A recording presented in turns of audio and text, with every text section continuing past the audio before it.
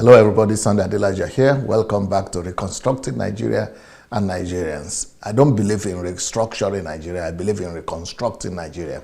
And if we are going to reconstruct Nigeria, one of the main areas that we have to focus our attention to is in ethical revolution. So today I'm making a case for ethical revolution in Nigeria. Actually, I'm not the first one to make this case. During the time of the Second Republic, during the presidency of Shehu Shagari, there were people who actually tried to adopt this as a national program for Nigeria to bring about ethical revolution. But soon after, that government was overthrown and ethical revolution was abandoned. But I think it's time for us to go back to ethical revolution. If the government doesn't admit and doesn't begin to introduce this ethical revolution right now, unfortunately, things are going to keep on getting worse until we have bloody revolution.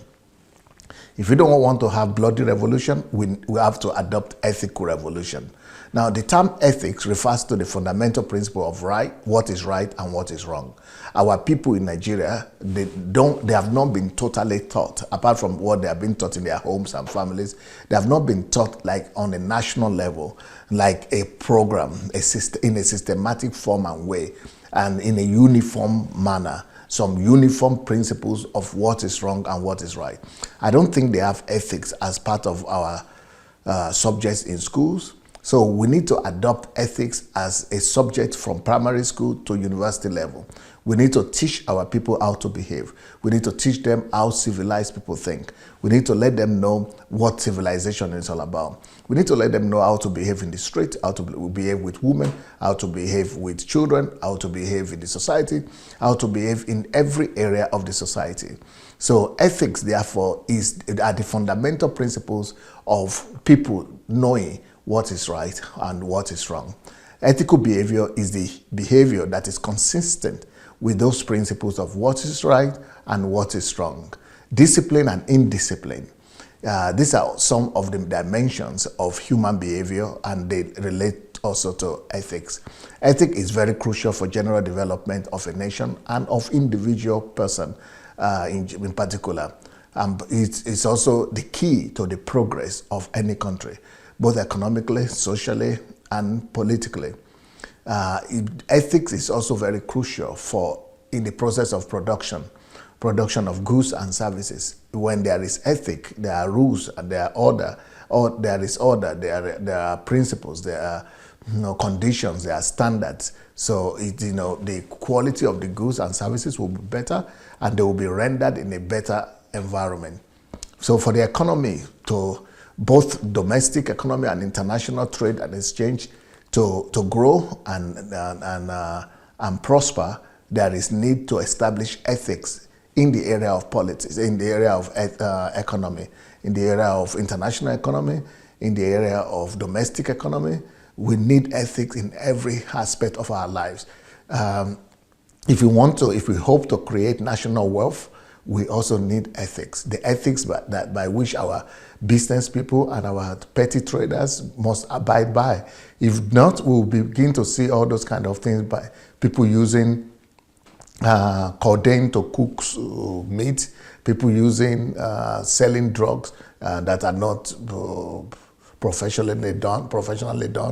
There will be a lot of unethical behavior in the market. And same thing, the reason why we are having political instability is because we don't have a generally accepted standard for political ethics. There must be ethics for politicians, things that should not be done. When we begin to have things like thugs and things like that, it's a result of lack of ethics. We have to have political ethics, what politicians can do and what politicians cannot do. Without political ethics, there will be no political stability.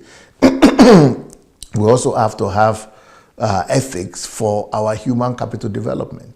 Part of our ethics must be that everybody that goes to school must be able to behave in a certain way. If you have finished primary school, there is some standard of behavior that we expect from you. If you have finished secondary school, there is another standard of behavior that we expect from you. If you finish university, there is a standard of behavior that we expect from you. So these are ethics that will regulate all those things. In other words, How well a country is governed and organized depends on the ethics that and the standards that are introduced to govern and to monitor that kind of society. The well-being of the society and the well-being of the citizens also depends on how the country and the citizen adhere to ethical standards of behavior. But if there are no ethical standards of behavior, then things just happen haphazardly. Things just happen accidentally, and the way they come, just anyhow. So we need to introduce ethics in every area of our national life and development. We need ethics for behavior among people, among themselves, in relationship between neighbors. We need ethics in the psychological decisions that people need to take on a daily basis. We need ethics to regulate our social-cultural relationship.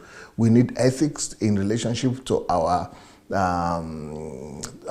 nationalities and tribes. For example, in Rwanda, when you go to Rwanda, they have some ethics that you cannot say some things that will bring about division in the country, or that will make people to suspect one another. You cannot say anything against another tribe. Once you do that, you go to jail because you are breaking the law of ethics.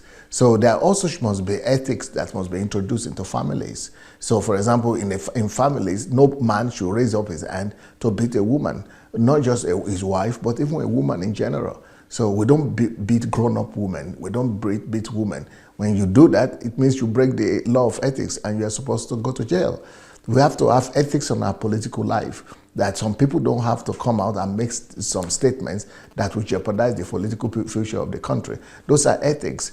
We also need ethics in our religious beliefs, in our religious practices. Now, without the introduction of ethics into religion in Nigeria, I think the religion will kill that country. We need ethics also in our practices, in our management, in everything we do.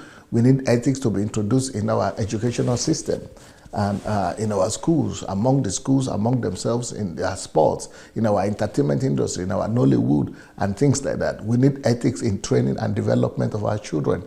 We need ethics from kindergarten, nursery schools, to university level, between relationship among the teachers and students. We need ethics in processes, in the processes of production, in processes of getting things done. We need ethics and discipline in performing different functions that we need to perform. Ethics will lead to high productivity of any country. Ethics will lead to organized society. The society will be organized and it will be effective. Ethics will bring about qualitative and effective leadership. Ethics will bring about normal human behavior among individuals, organizations, members of the society, resulting into an orderly and organized society. It will lead to our health care system being organized and effective. It will lead to general well-being of the people. Ethics will bring about high standard in everything we do. But failure to establish ethical standards will also equal to non-compliance of the members of society to law, to the rule of law, to regulations, to standards, resulting in disorderly behavior of citizens. There will be lack of productivity if there is no organized ethics that is universally introduced in the country. There will be low productivity, there will be low organizational discipline, there will be low organization and system in everything that is done in the country. There will be national decline, there will be death of economy or individual, of people. There will be decay in the moral standard of the people and the values of individuals. There will be decay also in the health of the society and individuals. There will be poverty in the land. There will be underdevelopment of the country. Those are all disadvantages of lack of ethics, and those things are already visible right now in Nigeria. We don't have ethics. We have not introduced it. We have not taken ethics seriously. We have not introduced it as part of a program for our national development, and so we are suffering the consequences of that right now. I hope somebody will listen to this, and I hope there will be NGOs and organizations that would like to champion this and begin to teach and train people about ethics, both in schools and just in public functions. And apart from that, I hope there will be some government officials who will listen to this and also introduce ethics as part of our program for national development in every area of our lives. For the love of God, church and nation. Peace.